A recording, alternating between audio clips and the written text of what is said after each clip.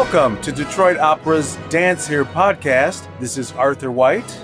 And I'm Demetrius coming to you here from Detroit Opera. We're thrilled to have you join us for the very first DanceHere podcast, a series of conversations solely focused on all things dance, which are being presented at Detroit Opera House. Indeed, Demetrius, and I can't think of a better way to kick off this maiden voyage of DanceHere than discussing Dance Theatre of Harlem, a perennial favorite. We'll be here with an exciting program featuring iconic works like Firebird and others on November 15th and 16th at the Detroit Opera House. I'll share a little more about Dance Theatre of Harlem. Dance Theatre of Harlem is the first Black classical ballet company and the first to prioritize Black dancers. The company was founded in 1969 by visionaries Arthur Mitchell and Carl Shook. Arthur Mitchell was an African-American ballet dancer who was the first Black principal dancer in the New York City Ballet in 1955. He was also a famed protege of George Balanchine, affectionately known as the father of American ballet. Dance Theatre of Harlem is now in their 56th year, with former Detroiter Anna Glass serving as executive director and Robert Garland as artistic director. The program will feature Nyman String Quartet No. 2, choreographed by Robert Garland, Passage of Being by Jody Gates, Take Me With You, choreographed by Robert Bondara, and Firebird by John Taras, a Russian folktale about a bird whose triumph of love over evil is reimagined in this luscious Caribbean setting. It debuted back in 1982 and has captivated audiences all around the world. So I have to ask you, especially Demetrius, because you have a dance background. Unfortunately, if I tried to dance, it's more like a pas de deux. But since you do have a dance history, tell us just a bit about your history with our listening audience. Well, as Arthur said, I do have a dance background. I started dancing here in Detroit at the age of 7. My mother actually dropped me off at dance class unbeknownst to me and told me that I should dance. I was rather good. And that's not tooting my own horn, but I matriculated very quickly and I danced throughout high school. And at the end of high school, I made a decision to study dance professionally. I trained as a pre-professional at the University of the Arts, where our special guest taught me as a ballet professor. My major was ballet education. After that, I went on to have a career in dance in New York City, where namely I danced with the Radio City Rockettes in the Radio City Christmas Spectacular for 5 seasons in Rockefeller Center. And I'm currently here in Detroit as a dance educator and the manager of individual giving at Detroit Opera. Wow. I mean, I've known you for a bit of time, but I didn't even know all of that. New York City. Fantastic. That's awesome, You know, there are so many parallels for me between Dance Theatre of Harlem and our own company, Detroit Opera. Both organizations emerged about the same time, late 69 for us, 71, both with this idea that anyone can dance, can sing, could do ballet. I think that was very unusual, but also both multicultural organizations with a pursuit of excellence at the center of everything we do. So I guess it's no surprise that we have been sort of in partnership all these many, many years, Dance Theatre of Harlem and Detroit Opera. Yeah, for sure. It's been 30 years of partnership, and Dance Theatre of Harlem was one of the first companies I saw at Detroit Opera as a young dancer. So it's really, really cool to, be here as a fundraiser and to be engaged with the community, both as a dancer, dance educator, and fundraiser, and to really have those experiences come together at a nexus that really allows for art to be propelled into audiences still in Detroit, which is really awesome. Well, I guess we were talking about Firebird, of course, earlier. I understand you have a special guest that you spoke with in conversation who was there when Firebird debuted back in 1982. Can you tell us about your guest? Yes. With that, I'll introduce Karen Brown, affectionately known as KB. I'll read a short bio of who she is. KB is an award-winning ballerina, educator, and trailblazing arts leader, best known for her 2-decade career as a principal dancer with the Dance Theatre of Harlem. She became the first African-American woman to direct a major classical ballet company in the United States, leading Oakland Ballet. A native of Augusta, Georgia, Brown's artistry has taken her around the world, from historic tours in Russia and post apartheid South Africa to acclaimed performances by works by George Balanchine, Agnes DeMille, and Garth Fagan. Beyond the stage, she's been a transformative educator and administrator, directing programs at Atlanta Ballet, the University of the Arts, Garth Fagan Dance, and now serving as assistant professor of ballet at the University of Missouri Kansas City Conservatory. Her legacy continues through Karenina Inc. and the On Point Plus Dance Mastery Institute, where she advances dancer wellness, technique, and equity in ballet training.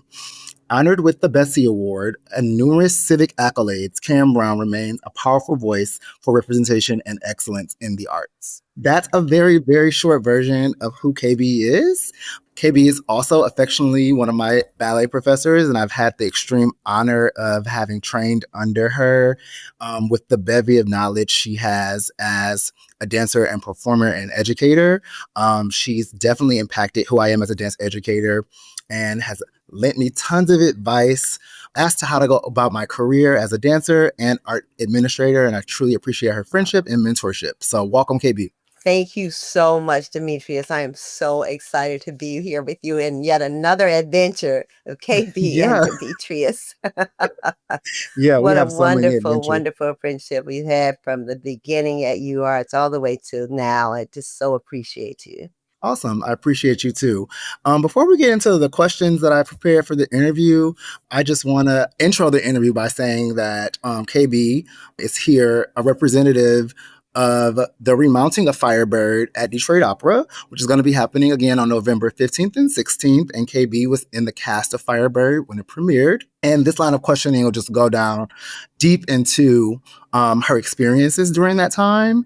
And hopefully she'll share some really cool anecdotes and stories that could add to the historical context of the remounting of Firebird in Detroit. I am so excited.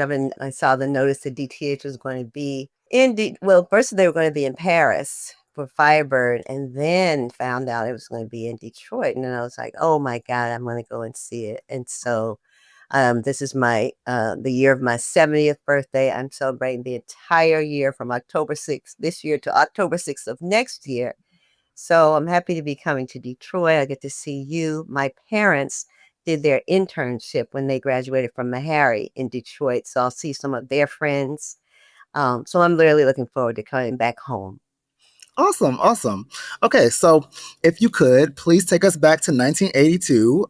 What was happening inside of Dance Theatre of Harlem studios as Firebird was being created? And if you could share, what was the energy like among the dancers and artistic team when you guys found out that you would be remounting what is looked at as like such a historic ballet in classical ballet history? Yeah, so it was very exciting. First of all, just to know that we were going to be able to work with Jeffrey Holder again. He had already said Dougala, and ultimately, in my tenure with the company, and from 1973 to 1995, he set 5 works on the company. So we got to know him really well. And to just see his creativity on another, not in choreography, but in the costume and set design was just amazing to watch him work. It was going to be a full company ballet, so that meant that everybody was going to have a role, and that was going to be good. I think we were like, maybe this will be our closer instead of Forces of Rhythm, which we had been doing forever. Dougal we had been doing forever. But when I look back on that time, I see it as actually a change in our artistic profile. We started doing more dance dramas. Firebird, Streetcar Named Desire, Fall River Legend. Um, Frankie and Johnny was coming later in that season. We also did Equus, Domi Ryder's O'Farrell's Ballet, and also Bonda. Jeffrey Holder created Bonda. So, and that is just was developed from the character that he portrayed in Live and Let Die, a James Bond film. So, of course, that was all fun for us too, right? But yeah, just looking forward to here we're going into, and then it was a traditional classic that we were going to get to put our spin on. We knew that John Terrace, Mr. Mitchell's relationship with Balanchine and his company and the dancers that were in the company with him was hugely important in the trajectory of DTH and just the people, the artists that we had access to. But now to have one of the ballet masters in John Terrace coming to set a work on us was going to be something different. We weren't just learning the balancing rep, something was going to be created on us. And that was just very exciting. And there were a couple of challenges. And I was just thinking about with John Terrace, some of his references were so far back. And we were like, Mr. Mitchell, we need you to come in here and interpret this. What is he talking about? The Negro slide. What step is that? So, but it A was little really, learning curve. yeah, just a bit, and really kind of a difference in generations, right? For Hmm. him, that was nothing wrong with asking us if we knew that. Hmm. But we're 40 years, when was that dance, love? None of us were even born. So anyway, and then to see him work too, right? It's with the score every day and how rhythmical and musical he was.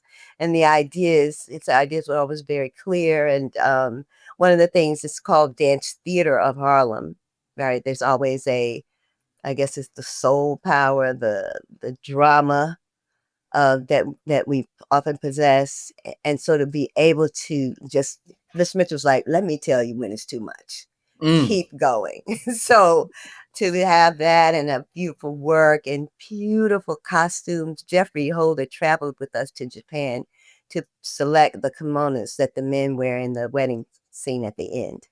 And Oh my so God, that that's was a huge, awesome. wonderful experience to walk down the streets of Japan with Jeffrey Holder and the Japanese people. And it was just even the opportunity, this gift that you've given me by interviewing me to Oh. reflect on that time. You see how my face is just lit up.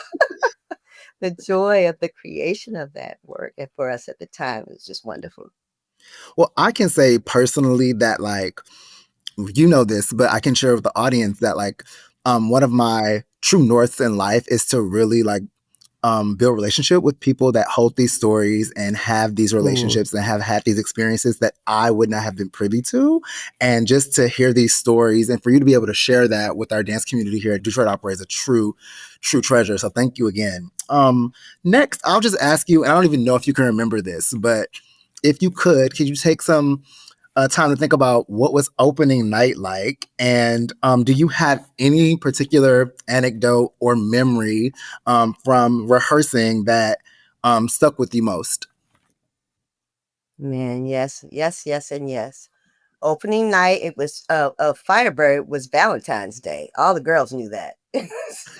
So all of our boyfriends were in the audience and we were dancing, right? That's On the program that night, I think it was Four Temperaments, Vet Noir, and Firebird. And so, the way that Mr. Mitchell would curate the programs, it would be, he would call it a menu.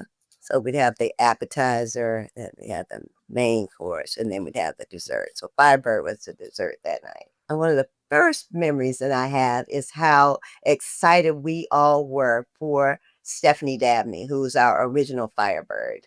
And it's because we had watched all the rehearsals and seen her just never stop in perfecting this role. And so we were all very excited about seeing her be magnanimous in the piece. It was great. awesome. So when you talk about that excitement for Stephanie, could you share like how genuine supporting one another in an all black company is and how that may differ from a traditional ballet company that has like an inherent competitiveness Yeah. or some rivalry that might be unspoken in the dance world? Yes. So I've only been in one company for 22 years at Dance Theatre of Harlem. So I don't really have other experience as a dancer in a company, right? I really did model my company and the way that we were with one another when I was running Oakland Ballet. I was like, hey, this is the way that we did it. And one of the things is when you came into Dance Theatre of Harlem, you were given a parent, a mother and father, and their job, unspoken, we know we got to take care of these new ones. Um, in a way, we have to protect them from the wrath of Arthur Mitchell. So you got to learn these rules real quick. You must always, you are always working. There's no sitting down. Everybody learns everything because all boats rise to the top. And it's not about we're not going to run one person all the way down the road and then bring another one up. We need to be able to let our Firebird, when we go on a national tour, that Firebird can't do every night. Not and come walk home. I mean, that's the goal. So, um, when you're learning a role, everyone is learning often. If let's say if there are two casts and we're learning a role, particularly let's say in some of the story ballets, the first cast would learn the new material the first day, and then the second cast would pick up and learn the second part. So everybody has that rich one-on-one memory in their body, and then you're sharing what's happening. Well, she said this, she said that, so that we want it's kind of like the Lion King. My brother was with the Lion King for 12 years, and in that every Lion King experience, Disney wants it to be the same, and so everybody has to be good. We want everybody to feel the same thing. Yes, your individual artistry will come out, but there's a standard that you have to uphold, and so everybody's got to know it. And so we work to make sure that everyone does. Yeah, I can truly feel that as like a true north in Arthur Mitchell's legacy and pedagogy, like that excellence bar. Dance Theatre of Harlem was one of the first dance companies I saw here in Detroit at Detroit Opera as a young dancer. Yep. And to hear you share that bar that he set, and to just think about being a young Black boy in Detroit, in the seats here at Detroit Opera, and seeing that right in front of me, and to have my imagination cracked open as a young dancer was it's truly like a full circle moment. So it's awesome. I can remember. I know exactly what you're talking about. I grew up in Augusta, Georgia, as you said earlier. Was the only Black person in my regional ballet company. Whenever we went to the big festivals, I would not. Mel Tomlinson would be there, and Karen Wright, and the three of us joined Dance Theatre of Harlem the same year. But to be able to see, I remember so we came that summer, and at the end of the summer, we were asked to join the company. At the end of the summer, there's a culminating event, and it was at Jacob's Pillow, and we got on the bus and rode up, and oh my gosh, to see them perform, like, we could see them in the studio, but to see them perform, I had never seen that many Black people on stage performing ballet.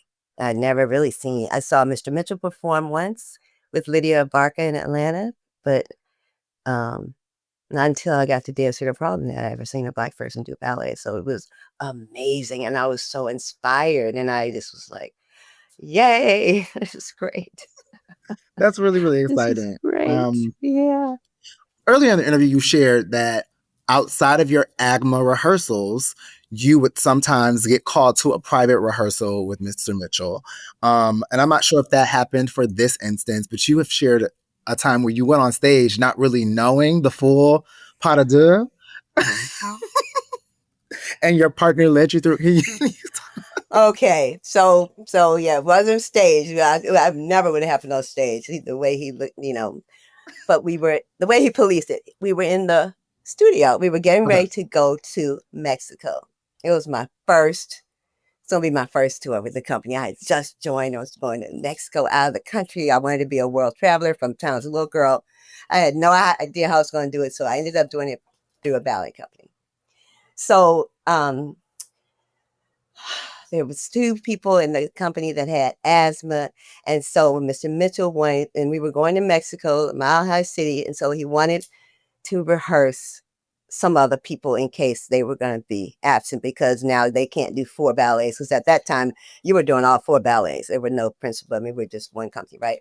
So he goes, and I told you everybody had to learn everything. And he says, all right, so let me see so and so and so and so in this role, and who else knows this particular space. I was just standing there looking. Behind me, Ronald Perry takes my elbow and puts my hand up. KB knows it. I said, Ron, I'm talking. Ronald, I don't know it. I'm still smiling, looking at Miss Mitchell. Ronald, he says, just come on, get up, Susu. I'll talk you through it. And I swear to God, this was the benefit of knowing your ballet terminology. He talked me through the whole thing, the counts. He says, and breathe. Now look at me and fall back. All of the drama that needed to go with it, everything. And I actually got to do it when we got to Mexico. So yeah, listen to your partner, keep your ears open, and talk on stage. Talk to each other on stage. You have to be guided through something that you kind of knew. You have to trust your Kind of. partner. Yeah. Yeah, right. Yeah. Awesome, Well, awesome story. Thank you for that. he ended up being one of the principal dancers in the company, of course, and then went on to become a principal with ABT and dance with Bejar. It's Ronald Perry. Awesome, awesome. Gotta give him his props. Would you have any wisdom or advice that you would offer today's young dancers that are in the company and stepping onto Firebird, like some well wishes, or just some advice you'd love to offer young dancers that are listening to this podcast? So the advice that I would offer to the young dancers at DTH is you'll be able to hear that it's the same for all dancers. And it is to keep the story going in your head and amongst the people that you're entering from the wing with and exiting from the wing with, so that you guys stay in the magic of the ballet. And that is what will carry all the way to the back of the theater and to the top of the third balcony. In this ballet in particular, because there's so much going on, you have to be so clear about your story. What is your business? Who are you? The two girls that you're running in with, the maidens. Okay, I'm gonna tell you, we used to call ourselves the dumb blonde maidens. Dumb blonde maidens because the choreography had us running towards the maidens and then going, and running off. I mean, very melodramatic, but we're going, we wouldn't run towards any maidens. That's why, we wouldn't run towards the monsters, but you have to see this, whatever. So we're telling each other that and about, oh, look out for the monsters and telling the story. Here comes the Firebird. Oh, she gave the magic feather. All these stories that we've heard that John Terrace has used to develop the character and the way he wants the story to go. So that's what I would say. I can remember doing a rehearsal, Mr. Mitchell, he'd come on, you'd walk on in front of the wing, blah, blah, blah, blah, take your place. And he'd say, no, go back, because where are you coming from? And when somebody said, I'm coming from my dressing room. No, you're not. Not your dressing room. You're you're coming on to do Concerto Barocco. You're Blanche in Streetcar. You're coming from the train station to your sister's house. That's so that kind of thing. Keep the story going. Yeah, be And invested in if your you think story. that there is that even in your abstract ballets, there must be some story.